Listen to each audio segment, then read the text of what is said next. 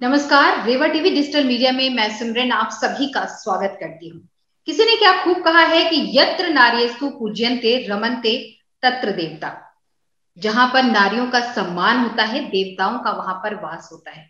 और हमारे भारत देश में बच्चियों का पूजन किया जाता है, और जब एक बच्ची का जन्म होता है तो लोग ये कहते हैं कि लक्ष्मी जी का आपके घर में पदार्पण हुआ है, यानी कि लक्ष्मी जी आई हैं। तो सोचिए, जब एक बच्ची के जन्म पर उसकी किलकारी से न सिर्फ उस घर में बल्कि आसपास जितने भी घर होते हैं वहां तक उसकी आवाज आती है, तो सभी के घरों में रौनक आ जाती है। और ऐसी ही होती है बेटियां।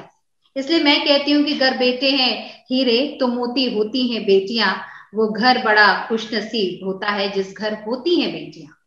और बेटियां अपने माता पिता के लालन पालन से और उनके प्यार से बढ़ती हैं, स्कूल कॉलेज और उसके बाद अपना करियर बनाती हैं, और फिर ब्याह हो जाता है तो दूसरे घर चली जाती हैं, और उसके बाद वहां के पूरे परिवार को संभालती हैं और एक मकान को कह सकते हैं घर बनाती हैं।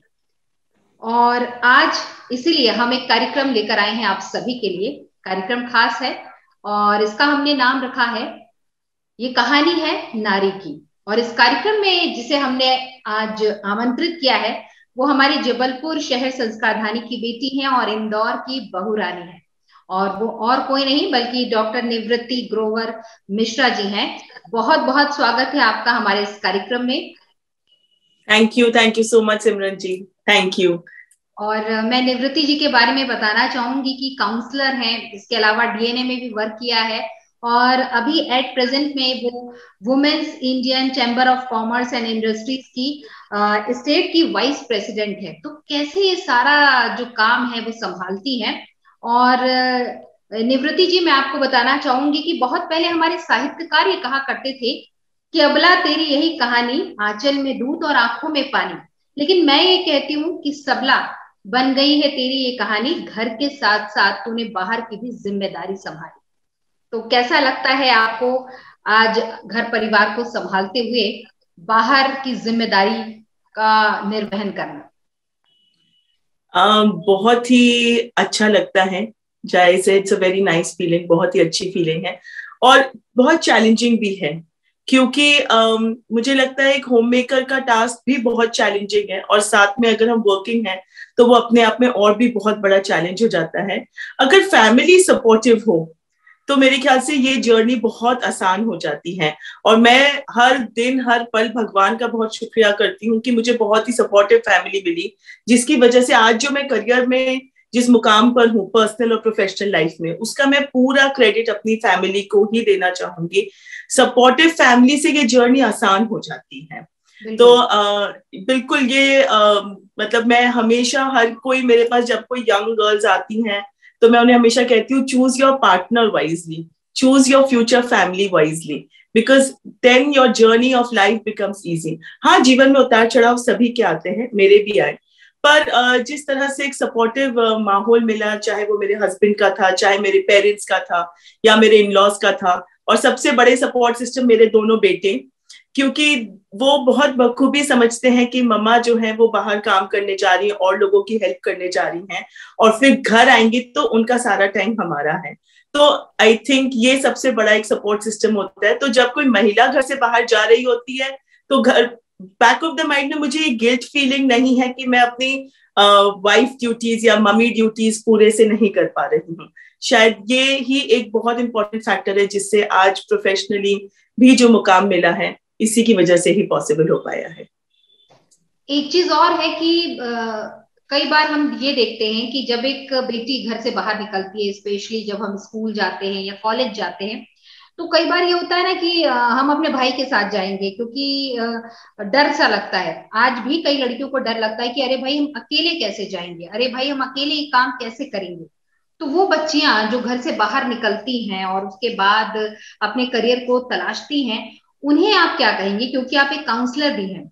कई बार ये होता है कि उनका जो डर है, वो डर जो इतना बढ़ जाता है कि वो घर से अकेले जा ही नहीं सकती, उनको हर समय कोई ना कोई एक सपोर्टर चाहिए रहता है। देखिए, मैं हमेशा यही कहती हूँ, इनफैक्ट मैं अगर याद करती हूँ तो मैं भी जब 18 की उम्र में पहली बार घर से निकली थी, कहीं ना कहीं एक छोटे शहर से, कंजर्वेटिव फैमिली बैकग्राउंड से गई थी, तो वाकई डर बहुत लगता था। अकेले ट्रैवल करने में बहुत डर लगता था, और हमेशा ये लगता था कि कोई साथी हो, कोई फ्रेंड हो। लेकिन उसके बाद आई थिंक कहीं ना कहीं एक विश्वास पेरेंट्स का भी था और खुद पे भी था कि चलो निकलेंगे नहीं तो मुश्किल का सामना कैसे कर पाएंगे। और उसके बाद जब मैं बॉम्बे वर्क करने गई तो वो मेरे लिए एक बिल्कुल डिफरेंट, बिल्कुल एक माहौल था, क्योंकि मैं मीडिया वर्ल्ड में थी, वहां बहुत ज्यादा ग्लैमर था। और मैं काफी ज्यादा शुरू में तो स्कैंडलाइज भी हो गई थी, शॉक भी हो गई थी, क्योंकि मैं ऐसे फैमिली बैकग्राउंड से आती ही नहीं थी जहां पर स्मोकिंग चल रहा है, अल्कोहल चल रहा है, और मेरे ऑफिस में ये सब होता था, तो मुझे वाकई बहुत डर लगता था। तो उस समय एक अल्हड़पन सा जो था उसमें डर तो डेफिनेटली बहुत लगा।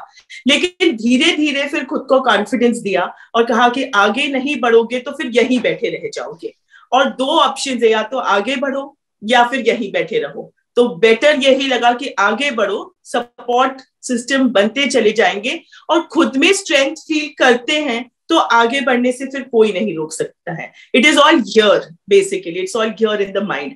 तो अगर हमने अपने दिमाग में जीत पा ली है, if we have conquered our mind, then journey is not difficult. फिर मुश्किलें आती हैं पर हम सामना कर पाएंगे, बट यहाँ स्ट्रेंथ रहेगी तो फिर आगे बढ़ना आसान रहेगा। जी। और अगर मैं आपकी बात करूं, क्योंकि आपका नाम है निवृत्ति ग्रोवर, एक पंजाबी फैमिली से, और उसके बाद एक हिंदू फैमिली में जाना, उनके कल्चर को एक्सेप्ट करना, देन उसके बाद वहां पर रमना, पूरी फैमिली को संभालना, तो कैसा रहा ये आपका कह सकते हैं कि प्यारा सा सफर? बहुत ही इंटरेस्टिंग रहा। जैसे कि मैं जब मैंने अपने पेरेंट्स को जब बताया कि मैं इंटरेस्टेड हूँ और वो हमारी कास्ट के नहीं है, तो सबसे पहली बात तो ये है कि my parents are quite open minded, और उसके अलावा मेरी दादी बहुत ओपन माइंडेड थी। तो मैं सबसे ज्यादा हैरान थी कि मुझे सबसे ज्यादा सपोर्ट अपनी दादी से मिला था। और मेरी दादी का कहना था कि अरे बहुत अच्छा लड़का है, ना खाता है ना पीता है, और इतनी अच्छी फैमिली, इतना पूजा पाठ है।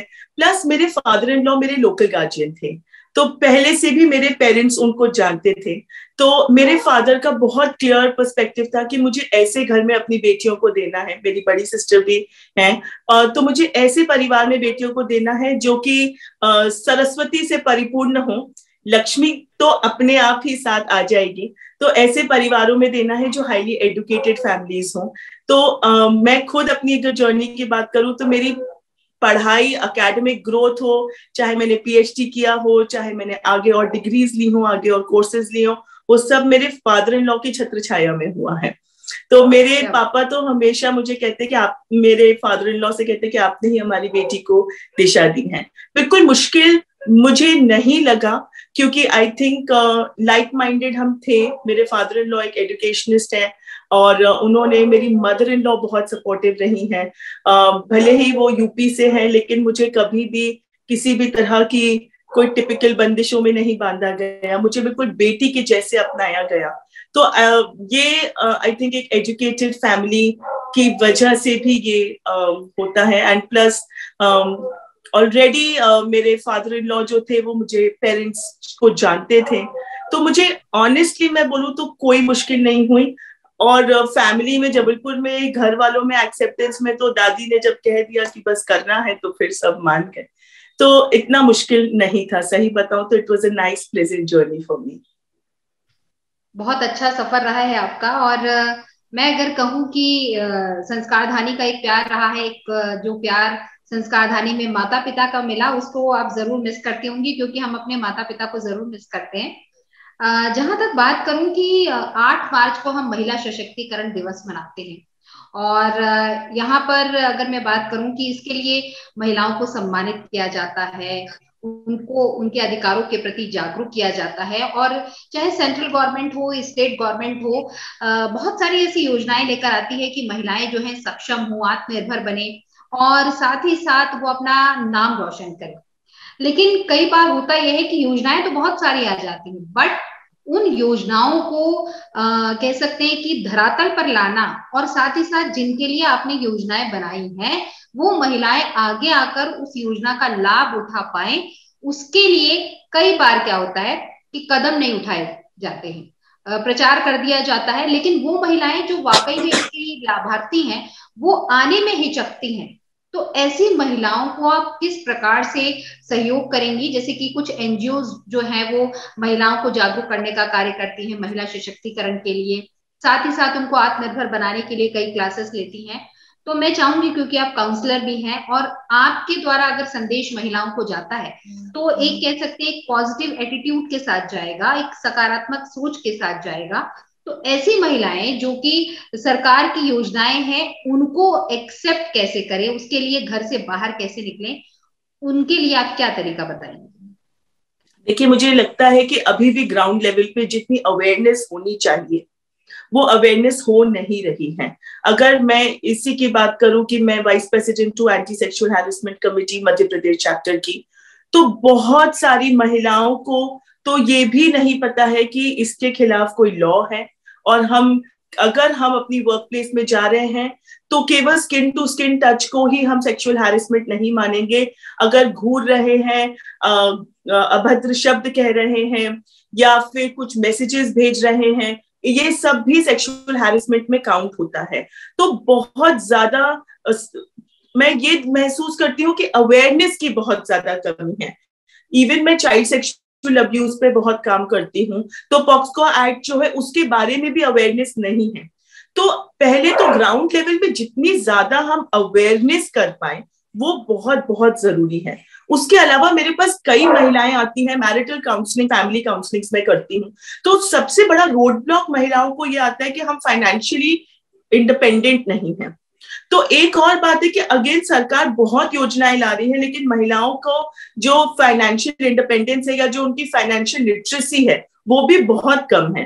तो हमें फाइनेंशियल लिटरेसी बढ़ानी है। फाइनेंशियली इंडिपेंडेंट अगर एक महिला होती है तो वो ज्यादा बोल्डनेस के साथ आगे बढ़कर अपने लिए कोई कदम उठा सकती है। तो पहले तो अवेयरनेस बहुत जरूरी है, फाइनेंशियल इंडिपेंडेंस की बहुत जरूरत है, फाइनेंशियल लिटरेसी की बहुत जरूरत है, अपने हक के बारे में जानने की बहुत जरूरत है। और मैंने एक बहुत ही फेमस कोट कहीं पढ़ा था, if you will not work for yourself no one else will. अगर आप अपने लिए आगे नहीं बढ़ेंगी, आप अपने लिए कदम नहीं उठाएंगी, कोई भी बाहर से नहीं आएगा आपकी मदद करने के लिए। तो अगर आप चाहती हैं कि आपको इंसाफ मिले या आप चाहती हैं कि आपका जीवन बेटर बने, तो उसके लिए बहुत बहुत जरूरी है कि आप खुद अपने लिए पहले कदम उठाएं। क्योंकि हम ये देख रहे हैं कि महिलाएं सबके लिए बहुत कुछ कर रही हैं, घर के लिए, परिवार के लिए, बच्चों के लिए।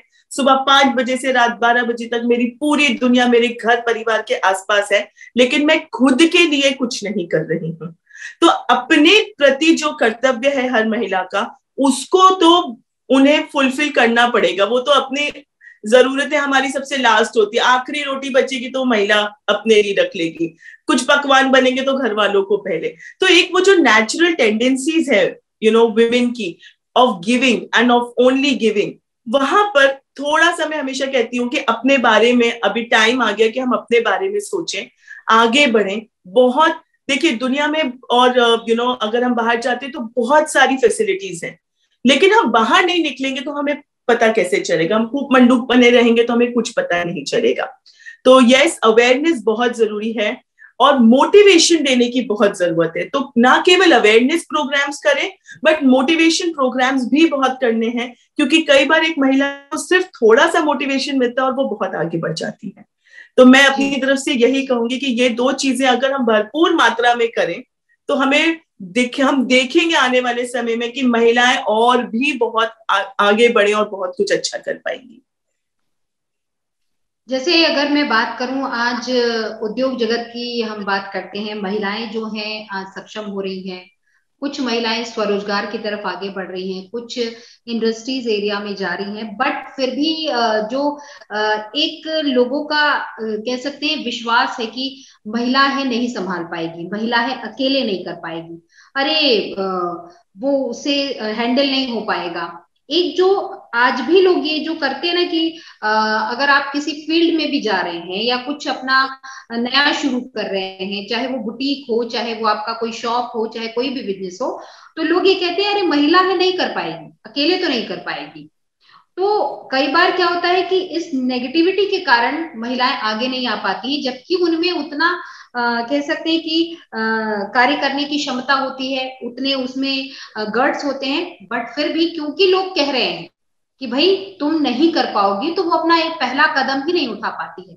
तो ऐसी महिलाओं को हमें क्या सीख देनी चाहिए कि उनको अपने आप पे विश्वास होना चाहिए। जैसे कि आपने कहा कि जब तक कि आप खुद अपने लिए पहला कदम नहीं उठाएंगी, तब तक आप कुछ नहीं कर पाएंगे।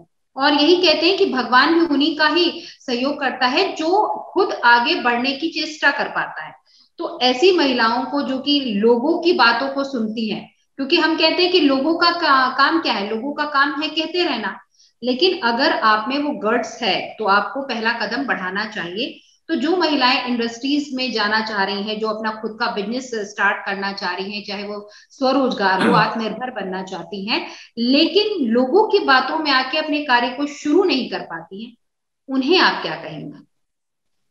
तो उन्हें तो मैं बस कुछ पंक्तियां पहले गुनगुनाऊंगी, ये मेरी फेवरेट है कि कुछ तो लोग कहेंगे, लोगों का काम है कहना।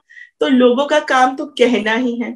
और सबसे जी। ज्यादा हर्ट तब होता है, सबसे ज्यादा दुख की बात वो है कि जिनसे हम सपोर्ट एक्सपेक्ट करते हैं वही हमें टोकते हैं, है ना। वो ही लोग हैं जो हमारे फैमिली में है या जो हमारे क्लोज वंस हैं, हम उनसे एक्सपेक्ट कर रहे हैं कि ये मुझे सपोर्ट करेंगे, तो वो ही मुझे कहते हैं कि अरे तुम नहीं कर पाओगी। तो मैं हमेशा अपनी सभी जितनी भी मेरे पास फीमेल्स आती हैं काउंसलिंग के लिए, मैं उनसे हमेशा ये कहती हूँ कि देखो लोगों को का काम कहना है, उसके बाद क्या वाकई इतना समय है किसी के पास कि बैठ के वो दिन भर आप ही के बारे में सोचेंगे और आप ही की चर्चा करेंगे? अगर कर भी रहे हैं तो लोग उन्हीं लोगों के बारे में बात करेंगे जो बहुत सक्सेसफुल हैं। तो अगर आपकी बुराई बहुत हो रही है ना, मतलब आप आगे बढ़ रही हो, तो समझ लो कि लोग जलते हैं या चिढ़ते हैं अगर आप आगे बढ़ रही हो। कोई चाहता ही नहीं कि कोई आगे बढ़े, ये फैक्ट है। तो अगर आप वेरी सिंपली सेड कि अगर आप अपने मन में ठान लिया है आपने कि मुझे फर्क ही नहीं पड़ता है, एक वो चिकने घड़े के जैसे कि आप मेरे पे कुछ भी बोलते जाओ मुझे फर्क नहीं पड़ेगा, बस मुझे मेरा गोल दिखना चाहिए, और आप वो करते रहोगे। दूसरा एक और बहुत जरूरी बात है कि मुझे लगता है कि एक सर्टेन एज आती है जब बच्चे बड़े हो जाते हैं, परिवार की जिम्मेदारियां पूरी हो जाती हैं, तब हमें एक समय आता है जब हमें लगता है कि काश मैंने उस समय एक स्ट्रॉन्ग स्टेप उठा लिया तो आज मैं कुछ और ही होती। तो उस काश, उस इफ, वो एक फीलिंग जो हमें अधेड़ उम्र में आएगी या कुछ साल बाद आएगी, वो इफ फीलिंग को सोचते हुए, या मैं सोचती हूँ कि मेरे बच्चे जब बड़े होंगे तो वो क्या कहेंगे कि मम्मा ने क्या किया। तो मुझे लगता है कि एक एक मैं इंस्पिरेशन बनूं अपने बच्चों के लिए, so that they can look up to me, right. मुझे कभी भी कोई शिकायत या कोई शिकवा ना हो। मैं हमेशा ये भी कहती हूँ अपनी सब फीमेल क्लाइंट से कि कभी भी कोई शिकायत या शिकवा ना हो कि अरे ये कर लिया होता तो जीवन कुछ और ही होता, क्योंकि जीवन तो एक यही है ना। हमें पता है कि हमारे कौन सा नेक्स्ट जन्म आने वाला है। This is just one life, और ये लाइफ मुझे पूरे से जीनी है, बहुत अच्छे से जीनी है। तो ये शब्दों के साथ जब मैं अपनी फीमेल स्टूडेंट्स या फीमेल क्लाइंट्स के साथ बात करती हूँ तो मैं बहुत देखती हूँ कि yes, I see a change in them. Plus मेरे पास बहुत सारी स्टूडेंट्स, मैं यूनिवर्सिटी में पढ़ाती हूँ, तो बहुत सारी 20, 21, 22 साल की गर्ल्स है जो क्लास में बहुत अच्छी होती है, टॉपर होती है, और कहती है नहीं मैम हम जॉब के लिए क्या करेंगे, हम पढ़ के क्या करेंगे, मेरा फैमिली बैकग्राउंड ऐसा है, मुझे बहुत जल्दी शादी कर दी जाएगी। कुछ कम्युनिटीज ऐसी हैं जहां बहुत जल्दी 20, 21, 22 में शादी कर दी जाती है। तो मैं उनसे ये कहती हूँ कि फ्यूचर क्या आपने देखा है? आपको क्या पता कि कल आपके साथ फ्यूचर में क्या होता है। आपके पेरेंट्स आपको बहुत अच्छे परिवार में देंगे, पर कल को कुछ भी अनहोनी किसी के साथ भी हो सकती है, तब आप क्या करोगी? The best gift anyone can give to their daughters is the gift of education. तो अगर आज हम अपनी बेटियों को सशक्त बनाते हैं, तो केवल सशक्त नहीं बनाना है, हमें सशक्त बनाने का माहौल भी देना है, वो बहुत बहुत जरूरी है। तो मैं रियली ये कहती हूँ कि शिकवे नहीं हो बाद में, यही एक जिंदगी है, इसी जिंदगी में जीना है, तो भरपूर जियो, खुद के लिए जियो, और उसके बाद एक पल वो होता है कि हमें अपने पर प्राउड फील हो। तो वो प्राउड फीलिंग तभी आएगा जब आप कुछ कदम उठाओगे। लोग तो कहते ही रहेंगे, कहने दीजिए उनको। कान ऐसे बंद, वही बातें सुने जो पॉजिटिवली मुझे मोटिवेट कर रही हैं, नेगेटिव बातों के लिए कान बंद। और ये माना जाता है महिलाओं की अगर मैं बात करूं कि उनके लिए कहा जाता है कि कोमल हूं कमजोर नहीं, कोमल हूं कमजोर नहीं, और शक्ति का नाम है नारी, जग को जन्म देने वाली मौत भी उससे हारी है। तो एक जो महिला है वो कोमल सी भी है, कमसिन सी भी है, लेकिन जब कभी ऐसी विपदा देखती है तो वो चंडी का रूप भी धारण कर लेती है। और हमारे देश की अगर बेटियों की मैं बात करूं तो ऐसा कोई भी क्षेत्र नहीं है जहां बेटियों ने आज अपनी प्रतिभा का परचम ना फहराया हो, चाहे वो बात किसी भी कह सकते हैं राजनीति की हो। प्रधानमंत्री भी रही है महिलाएं, राष्ट्रपति भी रही है महिलाएं, और आज फाइटर प्लेन भी उड़ा रही है महिलाएं। तो उनके लिए कह सकते हैं कि संदेश है जो महिलाएं अपने घर से बाहर नहीं निकलती हैं डर के मारे, क्योंकि वो भी एक बेटी ही है जो आज फाइटर प्लेन उड़ा रही है, जो एक डॉक्टर है, एक एडवोकेट है, टीचर है या प्रोफेसर है, एक जर्नलिस्ट है। तो हर एक क्षेत्र में आज महिलाएं अपने प्रतिभा का परचम फहरा रही हैं, चाहे वो नासा की ही बात क्यों ना कर लूं, क्योंकि उसमें भी महिलाएं अपना कार्य कर रही हैं। और साथ ही साथ इसरो में महिलाएं हैं, आप देख रही हैं साइंटिस्ट रहती हैं, कितने अच्छे से वो कार्य करती हैं। तो अपने घर की जिम्मेदारी को भी निभा रही हैं और उसके बाद वो बाहर की भी जिम्मेदारी निभा रही है। खासकर ऐसे लोग जो कि महिलाओं की काबिलियत पर शक करते हैं, ये एक उदाहरण है और एक उनके मुंह पर तमाचा है, क्योंकि एक जो महिला होती है वही सृष्टि का निर्माण कर सकती है। और जो इंसान महिलाओं का अपमान करता है, मेरा मानना है कहीं ना कहीं वो अपनी माँ का भी अपमान करता है, क्योंकि कहते हैं कि जब आप एक महिला का अपमान करते हैं तो अपनी माँ का अपमान करते हैं और उसके बाद उस भगवान का भी अपमान करते हैं, और उसके बाद आपका जो पतन है वो निश्चित है। और जब जब आप देखिए कि हमारे देश में बहु बेटियों की जहां इज्जत होती है उस घर में बड़ी रौनक रहती है, बहुत खुशी आती है, लेकिन जहां पर महिलाएं सताई जाती हैं, मारी जाती हैं, तो वहां परिवार का विखंडन होता है, तलाक जैसी नौबत आती है और बच्चे भी जो होते हैं वो बिखर से जाते हैं। और आपके पास ऐसे बहुत सारे केस आते होंगे जब महिलाएं आपसे अपने दुख दर्द को बांटती होंगी। तो मैं ये जानना चाहती हूँ आपसे कि आपके लाइफ में ऐसा कौन सा एक ऐसा केस रहा जो आपके दिल के काफी करीब रहा और आपने उस समस्या का जब समाधान किया तो आपको बहुत अच्छा लगा और सुकून मिला। देखिए, एज अ साइकोलॉजिस्ट सबसे पहले तो हम कोई भी केसेस को अपने दिल तक नहीं आने देते हैं, वो रूल है। क्योंकि अगर मैं किसी भी केस में अपने दिल से इन्वॉल्व हो गई तो मैं अपने आप को डिसएसोसिएट नहीं कर पाऊंगी और मैं उसके इमोशंस में इतनी बह जाऊंगी कि मैं उसकी मदद नहीं कर पाऊंगी, वो मेरी पर्सनल लाइफ में आने लग जाएगा। बट हाँ, कुछ केसेस मेरे करियर में रहे हैं जहां पर मुझे लगा कि केवल अगर मैंने, जैसे बहुत शुरू में मेरे करियर में एक काफी इन्फ्लुएंशियल फैमिली थे इंदौर के, जिनकी the lady of the house जो मेरे पास काउंसलिंग पे आती थी, और कई सेशंस हुए, लेकिन वो पूरे काउंसलिंग सेशंस में आप मानेंगे नहीं कि मैं हार्डली 2-4-5 शब्द बोलती थी, मैं पूरे सेशन में केवल उनको सुनती थी। तो वो केस मुझे अभी भी बहुत याद है कि उनको कोई सुनने वाला नहीं था और वो सबसे धनाढ्य परिवारों में से थी। उनके घर पे उन्हें कोई नहीं सुनता था और काउंसलिंग सेशंस में वो केवल बोलती थी, रोती थी, अपनी बातें बताती थी, और जब वो जाती थी वो इतना खुश महसूस करती थी, इतना हल्का महसूस करती थी, क्योंकि किसी ने तो उनको सुना। तो ये एक केस है जो मुझे याद है। और भी कुछ केसेस हैं जहां पर मैंने देखा कि बहुत सारा सेल्फ हार्म किया है, सुसाइडल आइडिएशंस रही हैं, और उसके बाद काउंसलिंग के सपोर्ट से वो महिलाएं अपनी, देखिए अभी भी उस मैरिटल लाइफ में या तो हैं या सेपरेट हो गई हैं, लेकिन कहीं ना कहीं एक ऐसी स्थिति पर पहुंच गई जब उन्हें समझ में आया कि अब बस बहुत हो चुका है, बहुत मेरे साथ, अब मैंने अपने जीवन के इतने साल अपने पति को या अपने उस टॉक्सिक परिवार को दे दिए हैं, अब मुझे खुद के लिए कुछ करना है। और आज भी मैं उन महिला क्लाइंट्स से अब कांटेक्ट में हूँ, टच में रहती हूँ, और काउंसलिंग का एक बहुत अच्छा प्रभाव उनके जीवन में ये रहा कि उन्हें दिशा दिखी, उससे पहले वो दिशाहीन महसूस कर रही थी। तो अगर कोई एक इमोशनल या थोड़ा सा साइकोलॉजिकल डिफिकल्ट टाइम पीरियड से गुजर रहा है, तो काउंसलिंग के सपोर्ट से वाकई ही उनको जीवन में बहुत सारा दिशा मिलती है। और महिलाओं के साथ तो मुझे सबसे ज्यादा लगता है कि अभी भी जैसे बड़े शहरों में, छोटे शहरों में तो अभी भी बहुत क्लोज नेट ग्रुप्स हैं, आपके पास फ्रेंड्स हैं जिनसे आप बातें कर सकते हैं, लेकिन बड़े शहरों में नहीं है इतना ज्यादा फ्रेंडशिप या ट्रस्ट। तो कितनी ही महिलाएं हैं जो आती हैं और सामने बैठ के रोती है और कहती कि मैंने अपने माता पिता फ्रेंड किसी से आज तक ये बातें नहीं करी जो कि मैं आपसे कर रही हूँ। तो मैं यही महसूस करती हूँ सभी कई सारे काउंसलिंग केसेस में गई कि जो महिलाएं हैं असल में उनको वाकई बड़े शहरों में हम देखते हैं कि उनके पास कोई नहीं है जो उनकी बातें सुन सके, उनका दुख दर्द सुन सके।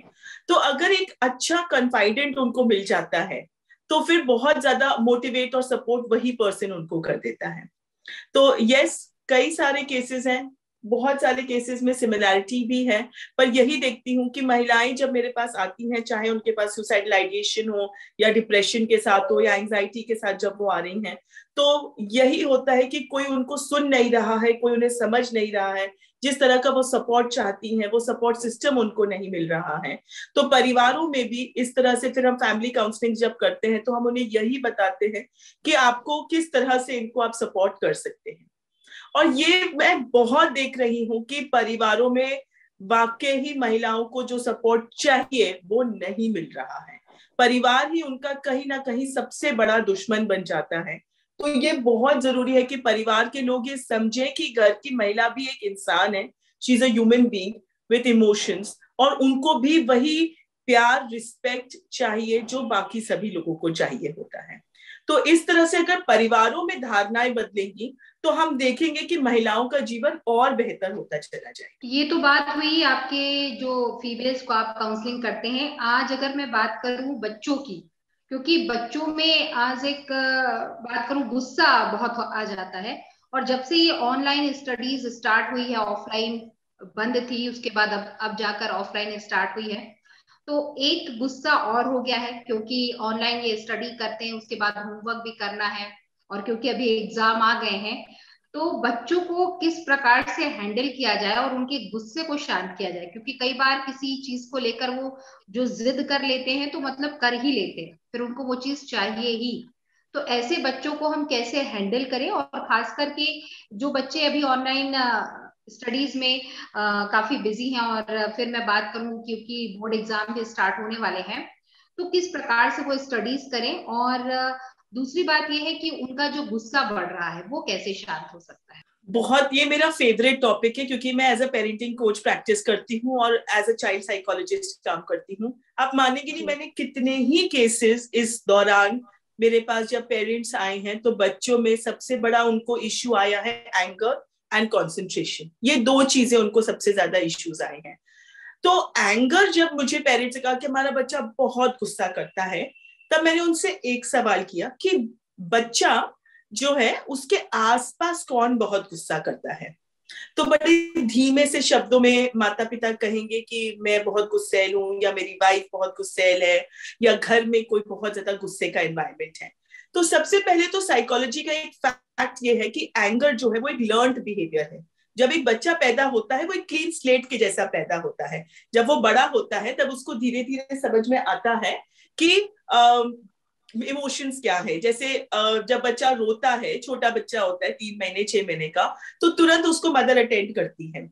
ऐसे में वो धीरे धीरे सीख जाता है। और ये रिसर्च में प्रूवन है कि 6 months old child can also lie by crime. So that means कि बच्चे जो हैं वो समझ जाते हैं, उनकी कंडीशनिंग हो जाती है कि मैं रोऊंगा तो मेरे को अटेंशन मिलता है, मैं रोऊंगा तो मेरी हर बात पूरी करी जाएगी। और ये एक लर्न्ड बिहेवियर बनता चला जाता है कि रोने से मेरी हर चीज पूरी हो जाती है, मेरी हर इच्छा पूरी हो जाती है। तो पेरेंटिंग वर्कशॉप जब मैं करती हूँ तो मैं हमेशा पेरेंट्स, जो टॉडलर्स के पेरेंट्स होते हैं, उन्हें ये कहती हूँ कि आप अपने बच्चे को ये कहिए कि मैं आपकी बात मानूंगा या मानूंगी, पर पहले आप रोना बंद करो। रोने से आपकी कोई बात नहीं सुनी जाएगी, और ये एक रूल बनना चाहिए आपके घर का। उसके अलावा एक और हम साइंटिफिक ही टेक्निक है कि अगर बच्चा बहुत जिद्दी है, बहुत रो रहा है किसी चीज के लिए, तो हम 3 मिनट टेक्निक फॉलो करते हैं, जिसमें हम घड़ी देखकर 3 मिनट तक बच्चे को इग्नोर करते हैं। अगर बहुत जिद्दी बच्चा हो तो शुरू में 5 मिनट एक नजर रखनी होती कि कहीं बच्चा खुद को हार्म ना करे। बट आप मानिए, मैंने कई बच्चों के साथ काम किया, मैं स्पेशल नीड्स किड्स के साथ भी काम करती हूँ। विद इन 3 मिनट्स हर जिद्दी से जिद्दी बच्चा रोना बंद कर देता है, एक्सट्रीम केस में 5 मिनट्स। और उसके बाद उसको डिस्ट्रैक्शन देना जरूरी है, क्योंकि ये आप फॉर्मेटिव इयर्स जो होते हैं 0 to 5 years, उसमें अगर हमने लर्न बिहेवियर में एंगर, स्टबर्नेस ये सिखा दिया तो वो फॉर एवर बिहेवियर बन जाता है। दूसरी चीज एंगर। एंगर एक लर्न बिहेवियर है, राइट। चाइल्ड साइकोलॉजी का एक बहुत फेमस कैप्शन है, monkey C monkey do, right. बच्चा वही करेगा जो वो देखता है, बच्चे वो नहीं करेंगे जो आप उनको समझाएंगे, बच्चे वो करेंगे जो आप दिखाते हैं। तो घर में मेड नहीं आई तो मैंने बहुत गुस्सा किया, बहुत चिल्लाया, तो बच्चे को समझ में आ गया कि अरे अगर हमें जो हेल्पर चाहिए वो नहीं अवेलेबल होगा तो गुस्सा होगा। कुछ खाने में बना, पापा को पसंद नहीं आया, उन्होंने चिल्लाया, मम्मी पे गुस्सा दिखाया, खाने की थाली फेंक दी, तो बच्चे ने ये सीखा कि अगर मेरी इच्छा का कुछ नहीं होगा तो मुझे इस तरह से अपना इमोशन एक्सप्रेस करना है। तो अगर आप अपने बच्चे में गुस्सा सुधारना चाहते हैं तो सबसे पहले अपना गुस्सा सुधारिए। You need to be a calm parent. अगर आप एक मॉन्स्टर पेरेंट बने रहेंगे तो आपका बच्चा भी एक मॉन्स्टर चाइल्ड बन जाएगा। तो गुस्सा शांत करने के लिए पेरेंट्स को खुद अपना गुस्सा शांत करना पड़ेगा। प्लस अगर हम एक अच्छा बिहेवियर मॉडल करेंगे तो हमारे बच्चे वही फॉलो करेंगे। उसके बावजूद भी एंगर मैनेजमेंट की बहुत सारी टेक्निक्स हैं, बड़े इंटरेस्टिंग टेक्निक्स हैं जो हम अपनी वर्कशॉप्स में बच्चों को सिखाते हैं, पेरेंट्स को सिखाते हैं। बट सबसे पहले और इंपॉर्टेंट टेक्निक यही है कि एज अ रोल मॉडल अगर पेरेंट बिहेवियर अपना अच्छा दिखाएंगे तो बच्चे में हमें वो चेंजेस दिखते हैं। एक और चीज आप जो कह रहे हैं, मोबाइल की लत, सबसे पहले तो गलती हमारी है। हमने मोबाइल को एक कन्वीनियंट बेबी सिटर बना दिया। मुझे कुछ काम करना है, बच्चा मेरा तंग कर रहा है, जाओ मोबाइल में खेलो, ठीक है। तो हमने ही कन्वीनियंट बेबी सिटर बनाया मोबाइल को, हमने ही बच्चे को उसकी लत लगाई और अब हम ही रो रहे हैं। तो अगर किसी चीज की लत लग गई है, मैं तो हमेशा ये कहती हूँ कि लेट्स से अगर किसी चीज की लत लग गई है, ड्रग्स की हो गई है, अल्कोहल की हो गई है, तो आप कैसे उसको छुड़ाएंगे ना, आप उसको विड्रॉ कर लेंगे। तो अगर आपको लग रहा है कि आपके बच्चे को लत हो गई है, खासकर छोटे बच्चे जो हैं, you will have to withdraw the screen. पर स्क्रीन जो है वो एक जरूरत बन गई है, जबकि वो एक रिवॉर्ड होना चाहिए था बच्चे के लिए। तो आप उससे कहें कि आप ये सारा काम कर लें, उसके बाद में आपको स्क्रीन दूंगा। आप पासवर्ड्स अपने पास रखें, आप वाईफाई पासवर्ड्स चेंज कर सकते हैं। उसके अलावा अपने घर में हम ये बहुत देखते हैं कि डाइनिंग टेबल पे सब बैठे हैं, सारा परिवार बैठा है, तो सब टीवी देख रहे होते हैं या पापा अपने स्क्रीन में लगे होते हैं, मम्मी अपना, बच्चे अपना। तो ये सिनेरियोज जो है ये सबसे घातक सिनेरियोज हैं। तो ऐसे में dining table should be a screen free zone, right. सोने के कम से कम 1.5 घंटे पहले बच्चों को स्क्रीन्स नहीं देखनी होती हैं। मैंने इतने केसेस देखे जहां बच्चे मोबाइल में गेम खेल रहे होते हैं और फिर रात को बेड वेटिंग स्टार्ट हो जाती है, रात को उनको नाइटमेयर्स आ रहे हैं। तो एक्सेसिव स्क्रीन की वजह से बच्चों के ऊपर बहुत नुकसान हो रहा है। तो हमें कुछ स्क्रीन फ्री टाइम स्लॉट्स रखने पड़ेंगे, स्क्रीन फ्री जोन्स अपने घर में बनाने पड़ेंगे और कुछ स्ट्रिक्ट रूल बनाने पड़ेंगे। I always say you are the parent, you are the mother, you are the boss. तो आपका बच्चा आपका बॉस नहीं बने, आप पेरेंट हैं। तो आपको बच्चे के लिए रूल सेट करने पड़ेंगे और एक कंसिस्टेंट डिसिप्लिन स्ट्रैटेजी रखनी पड़ेगी कि बच्चे ये नहीं कि आज मैंने अलाउ कर दिया या आज मैंने कहा कि अब कोई स्क्रीन्स नहीं होंगे और फिर कल मैं खुद ही उनको दे रही हूं। तो बच्चे बहुत कंफ्यूज हो जाते हैं, वो इतने कॉम्प्लेक्स ह्यूमन इमोशंस समझ नहीं पाते हैं। तो इसीलिए कंसिस्टेंट डिसिप्लिन स्ट्रैटेजी रखना बहुत जरूरी है। हम भी स्क्रीन्स को अलग रखें और बोले कि चलो हम सब साथ में टाइम स्पेंड करेंगे।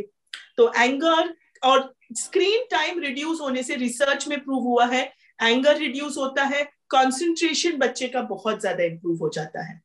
एक और चीज मैं देखती हूँ, अक्सर पेरेंट्स कहते हैं हमारा बच्चा कंसंट्रेट ही नहीं करता है, बैठता ही नहीं है एक जगह, स्क्रीन लेके तो घंटों बैठा रहता है। मतलब ट्रबल ये है कि आपके बच्चे को बैठना आता है लेकिन सही चीज पे नहीं बैठ रहा है।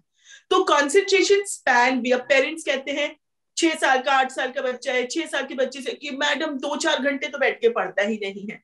साइंटिफिकली कंसंट्रेशन स्पैन एक छोटे बच्चे का 30 मिनट से ज्यादा का नहीं है, ये रिसर्च में प्रूवन है। तो 30 मिनट्स को अगर बैठ रहा है तो आपके लिए ये इफेक्टिव कंसंट्रेशन, देखिए कोई भी क्लास पीरियड में 40-45 मिनट से ज्यादा नहीं होता है। तो वहां पर हमें उसके बाद ब्रेक देनी पड़ती है। ये सब साइंटिफिक चीजें हैं। तो अगर आप अपने बच्चे को एक एकेडमिक पढ़ाई के लिए माहौल देना चाहते हैं तो सबसे पहले माहौल कंड्यूसिव बनाना बहुत जरूरी है। डिस्ट्रैक्शंस वहां से हटाने पड़ेंगे। ऐसे समय पे उनको पढ़ने बिठाएं जब वो थके ना हो, जब आप थके ना हो, या आपके सर पे कोई काम हो, अरे जल्दी जल्दी पढ़ लो, जल्दी जल्दी पढ़ लो, खाना बनाना है, खाना बनाना है। तो मदर अपनी कन्वीनियंस के हिसाब से बैठ जाती बच्चे को पढ़ाने के लिए, उस समय बच्चा रेडी नहीं है, फिर बच्चे की पिटाई हो जाती है। तो मैं अगेन एक और चीज भी हमेशा कहती हूँ कि स्पैंकिंग, हिटिंग, ये केवल शॉर्ट टर्म ही हमको रिजल्ट देगा। लॉन्ग टर्म ये हमारे बच्चे को बिगाड़ता है और हमारा बच्चे से रिलेशन खराब होता है। तो डिसिप्लिन की कंसिस्टेंट स्ट्रैटेजीज होनी चाहिए। मैं मतलब अक्सर मैं ये बोलती हूँ कि जो पेरेंट्स आते हैं कि मेरा बच्चा पढ़ नहीं रहा, एक चाटा मार देती हूँ। तो मैंने कहा आपको कल आपकी सास ने आके एक तमाचा जड़ दिया, आपके हस्बैंड ने आके एक तमाचा जड़ दिया, तो आपको कैसा लगेगा? वो थप्पड़ आपके फेस पे फिजिकली लग रहा है, लेकिन आपकी सेल्फ स्टीम को, आपकी सेल्फ रिस्पेक्ट को हर्ट कर रहा है, और उसी तरह वो एक बच्चे को भी हर्ट कर रहा है। तो हाथ मत उठाइए। तो कामली अगर हम बात करेंगे तो बच्चे सुनते हैं, है ना? ऐसा नहीं है कि they will not listen to us, so if you are a calm parent you will have a calm child, if you are a disciplined parent you will have a disciplined child. आप इतने अच्छे से समझाते हो, मुझे ऐसा लगता है कि आप अगर एक स्कूल में प्रोफेसर होते तो बच्चे बड़े खुश रहते कि मैम जो है वो कितने अच्छे से समझाती हैं, और वैसे ही आप काउंसलिंग भी करते हैं, चाहे वो फीमेल्स की हो या बच्चों की हो या उनके गार्जियंस की हो। तो इतना पेशेंस जो है और इतने प्यार से आप समझाते हो, तो इस पर कह सकते हैं कि किसका असर ज्यादा है? मेरे बच्चों का। Because I tell you one thing, मेरा बड़ा वाला बेटा अभी तो 13 साल का है, 3 साल कुछ का था। मैं घर आई तो ऑफिस से आई तो उसने अपनी दादी का मोबाइल लेके पूरा पिंक नेल पॉलिश से पेंट कर रखा था। और मैं घर घुसी और उसने बड़े एक्साइटेडली मुझे कहा, मम्मा मम्मा सी मैंने कितना अच्छा कर दिया। और मुझे इतना तेज गुस्सा आया, नया फोन उसने पूरा नेल पॉलिश से पेंट, मैंने एक जोर के उसको तमाचा जड़ दिया। बाद में मुझे बहुत गिल्ट फीलिंग हुआ कि ये बच्चा अपनी इतने इनोसेंस और क्रिएटिविटी के साथ आया था और मैंने तो उसको चाटा मार दिया। आई think that was a very big learning lesson for me. उसके बाद हमेशा जब मैं उसको डांट कर बोलती थी, अपना कोई स्ट्रेस अनबर्डन करती थी, बच्चों पे चिल्लाती थी, तो वो मुझे कहता था पहले आप मुझे प्यार से बोलो फिर मैं मानूंगा, पहले आप मुझे अच्छी से बताओ फिर मैं सुनूंगा, आप अच्छी से बोलोगे तो मैं सब कर लूंगा। So I think that is one thing I learned. और अभी भी मुझे अपने बच्चों को ऑनेस्टली ना डांटना पड़ता है ना चिल्लाना पड़ता है, थोड़ा बहुत सब तरफ चलता है, but mostly they will listen to me. So very importantly, हम बच्चे हमारी तब सुनेंगे जब हम जिस तरह से वो सुनना चाहते हैं उस तरह से बोले। आप नहीं चाहेंगे कोई आपको चिल्लाए, आप नहीं चाहेंगे कोई आपको डांटे, तो बच्चे भी नहीं चाहते हैं कि कोई उनको चिल्लाए, कोई उनको डांटे। प्यार से सारा काम हो जाता है, पर हम पेशेंस नहीं रखते हैं। प्रॉब्लम क्या है? एज पेरेंट्स हमारा टॉलरेंस बहुत कम हो चुका है। हमारा बच्चा जरा सा हमारे पीछे पड़ता है, मम्मा मुझे गेम खेलने दो, मुझे गेम खेलने दो, मुझे गेम खेलने दो, हम बोलते जा खेल, मेरी जान मत खा। राइट? तो बच्चों में नैगिंग स्किल्स बहुत अच्छी होती है। हमारे अंदर तो बिल्कुल पेशेंस खत्म हो गया। थोड़ा सा बच्चों ने लॉकडाउन में कूदा कादी करी, इतनी एनर्जी है, बहुत तंग करता है मेरा बच्चा, मैडम एडीएचडी है, हाइपर एक्टिव है। अरे उसकी एनर्जी है, उसकी एनर्जी को अगर हम नहीं चैनलाइज करेंगे, वो बच्चा दिन दिन भर घर से बाहर नहीं निकलेगा। अगर घर पर भी है केवल स्क्रीन पे बैठा रहेगा, आप उसको नहीं दे रहे हैं कोई फिजिकल एक्टिविटीज, जंपिंग नहीं दे रहे हैं, तो उसकी एनर्जी नहीं निकलेगी। फिर वो बच्चा आपको हाइपर एक्टिव लगेगा, आप उसको कोई डिसऑर्डर का लेबल दे दोगे। आते हैं पेरेंट्स ये बोलते हैं मैडम एडीएचडी है मेरे बच्चे को। आप कैसे ही एक बच्चे को लेबल कर सकते हो? आपका बच्चा ही आपको पेरेंटिंग सिखाएगा। Your child will teach you how they want you to treat them. So I think जैसे हम किसी भी ह्यूमन बीइंग को with love, with respect, with patience treat करेंगे, वो ही हमें अपने बच्चों के साथ देना पड़ेगा। तो भाई मुझे तो पेशेंस मेरे बच्चों ने सिखाया है। आप फ्री टाइम में क्या करना पसंद करते हो? वैसे तो काफी बिजी रहते होगे, काउंसलिंग है, उसके बाद फैमिली है, बच्चे हैं, तो जब फ्री टाइम होता है तो निवृत्ति जी को क्या करना सबसे अच्छा लगता है? तो हमें जब फ्री टाइम मिलता है हम अक्सर बच्चों को लेके कहीं पे ड्राइव पे निकल जाते हैं, और उसके बाद कुछ घर से या तो बना के ले जाएंगे। हम बहुत फूडी हैं हम सब लोग, तो it's a deadly combination of Punjabi and Brahmin family.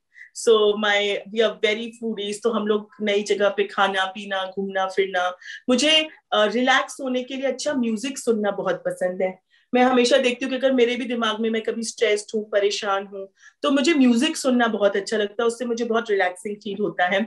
और मेरे बच्चों के साथ फिर मुझे टाइम पास करना, चलो दे वो उनको बहुत, मेरे बच्चे भी बहुत टॉकेटिव है जैसे मैं बहुत टॉकेटिव हूँ, तो उनको वो पूरा दिन भर का आज ये हुआ वो हुआ, तो हमें बातें करना बहुत पसंद है। तो हमने घर पे भी दिन भर में एक टाइम पीरियड बनाया हुआ है जहां हम लोग बैठकर सिर्फ बातें करेंगे, है ना, कोई स्क्रीन्स नहीं कोई कुछ नहीं। तो यस, रिलैक्स करने के लिए मुझे बहुत ज्यादा, मैं टीवी तो मैं बिल्कुल भी नहीं देखती हूँ, थोड़ा स्क्रीन ऑनलाइन कुछ इंफॉर्मेटिव होता है, या मैं पढ़ाई बहुत करती हूँ तो मैं अपना पढ़ाई से रिलेटेड जो भी चीजें देखती करती हूँ।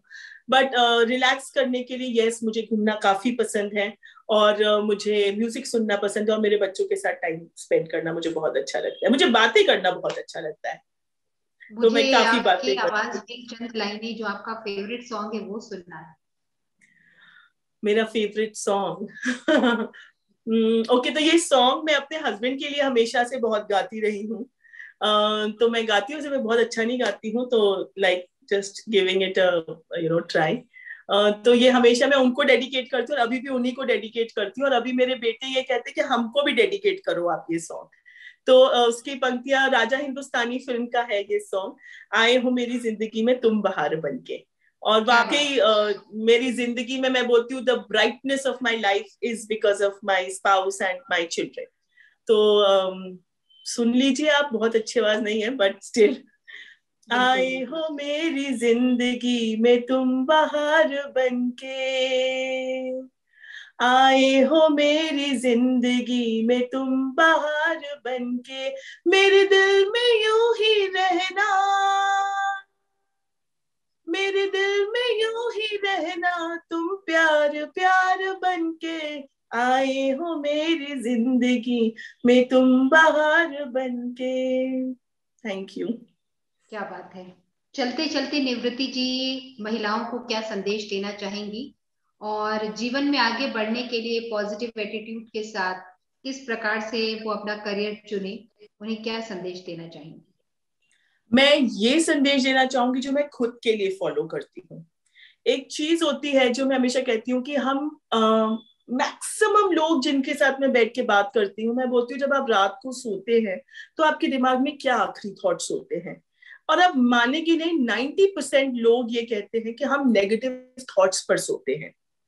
ठीक है कि अरे ऐसा हो जाएगा वैसा हो जाएगा, और हम बहुत ज्यादा वर्स्ट सिचुएशन इमेजिन कर लेते हैं, हम इतना कैटास्ट्रोफाइज कर देते हैं, इतना वर्स्ट इमेजिन कर लेते हैं, और अपने आप को उस थॉट में इतना पेन दे देते हैं, वो रियलिटी में हम पेन महसूस करें ना करें, लेकिन हमने अपने आप को बहुत पेन दे दिया अपने थॉट्स में। तो मैं हमेशा उनसे कहती हूँ, हर किसी से कहती हूँ कि सोने से पहले नेगेटिव थॉट्स पे कभी मत सोइए, do not sleep on negative thoughts. आप जब सो रहे हैं, आप जो चाहते हैं अपने जीवन से, आप उसकी एक इमेज बनाइए, विजुलाइज करके सोइए। मैं रोज रात को सोने से पहले यही, जो भी मेरी इच्छाएं हैं, जो भी मैं जीवन में पाना चाहती हूँ, वो सारी चीजों को मैं विजुलाइज करती हूँ, और मैं सोचती हूँ कि मैं इस मकाम पे पहुंच गई हूँ, चाहे वो मेरी पर्सनल लाइफ हो चाहे वो मेरी प्रोफेशनल लाइफ हो। और मानिए ये सच बात है कि जब हम सोते हैं तब हमने जो थॉट्स लास्ट में सोची होती है, हमारा सबकॉन्शियस माइंड उन थॉट्स को सच बनाने में लग जाता है। तो मैं रात को जब सोती हूँ तो मैं बहुत पॉजिटिव थॉट्स पर सोती हूँ, कितना भी स्ट्रेस्ड रहूं, और जब सुबह उठती हूँ तब भी पॉजिटिव थॉट के साथ उठती हूँ, क्योंकि फिर तो पूरा दिन भर कुछ ना कुछ नेगेटिव आता ही रहेगा। तो ये चीज मैं कहना चाहूंगी हर महिला से कि आप जो अपने जीवन में चाहती हैं उसको विजुलाइज करके सोइए। यकीन मानिए, मैं इसका जीता जागता एग्जाम्पल हूं, मैंने जो जो चाहा वो मुझे मिला। और दूसरी और बहुत जरूरी बात यह है कि आपके लिए कोई काम करने नहीं आएगा। If you are not going to work for yourself, no one else will. आप ही खुद की मोटिवेटर है। महिलाएं तो घरों को जोड़ती हैं, परिवारों को जोड़ती हैं, तो आप में ही वो क्षमता है कि आप अपने पति को, बच्चों को, रिश्तेदारों को, सबको जोड़ सकती हैं। तो आप खुद को भी अपने लिए समय निकालिए, खुद को इंपॉर्टेंस दीजिए, थोड़ा सा सेल्फ लव करिए, खुद पे ध्यान दीजिए, और उसके बाद तो फिर लाइफ मैं खुश रहने के लिए ना मैं तो बहुत छोटी छोटी वजह ढूंढ लेती हूँ। कोई कहता है खुश कब होगी, मैं बोलती हूँ अभी इस वक्त मैं सिमरन जी से बात कर रही हूँ, ये मेरे लिए बहुत ऐतिहासिक मोमेंट है, it's a historic moment of my life, ये मैं हमेशा याद रखूंगी, ये मेरे लिए सबसे खुशी का मोमेंट है। तो खुशी तो हमें हर पल इस समय ही ढूंढनी पड़ेगी। तो आई थिंक हैप्पीनेस के लिए कोई मोमेंट का इंतजार मत करो, इस समय खुश रहो। कोई तुम्हारे लिए नहीं आएगा काम करने के लिए, अपने लिए खुद ही काम करना पड़ेगा। So these are my words to all my female friends. बहुत बहुत धन्यवाद, आपने बहुत सारी बातें बताई, बहुत सारी जानकारियां दी, और साथ ही साथ हम चाहेंगे कि इसी प्रकार से आप लोगों की समस्याओं का निराकरण करते रहें और उनको बूस्ट अप करते रहें, क्योंकि काउंसलिंग के लिए जब कोई आता है तो वो कह सकते हैं कि बड़ा निराश होकर आता है, लेकिन जब आप जैसे काउंसलर्स मिल जाते हैं तो बहुत खुश होकर जाता है। और कहीं ना कहीं परिवारों को आप जोड़ने का कार्य करती हैं, बच्चों के सर्वांगीण विकास के लिए कार्य कर रहे हैं। तो रेवा टीवी डिजिटल मीडिया आपको बहुत ढेर सारी शुभकामनाएं देता है। इसी प्रकार से आप कार्य करते रहें और अपने फैमिली के साथ साथ अपने जो अपने करियर है और साथ में जो आपकी रिस्पॉन्सिबिलिटी है आप उसको ऐसे ही निभाते रहें। और जब भी मौका मिले तो फिर से आप रेवा टीवी डिजिटल मीडिया में एक बार फिर से आए और अपने जो आपका एक्सपीरियंस है, आपके जो नॉलेज है, उससे हम सभी को अभिभूत करते रहें। और रेवा टीवी डिजिटल मीडिया से बातचीत करने के लिए आपका बहुत बहुत धन्यवाद। Thank you so much. Thank you so much, Simran, for giving me this honor and opportunity. Thank you so much.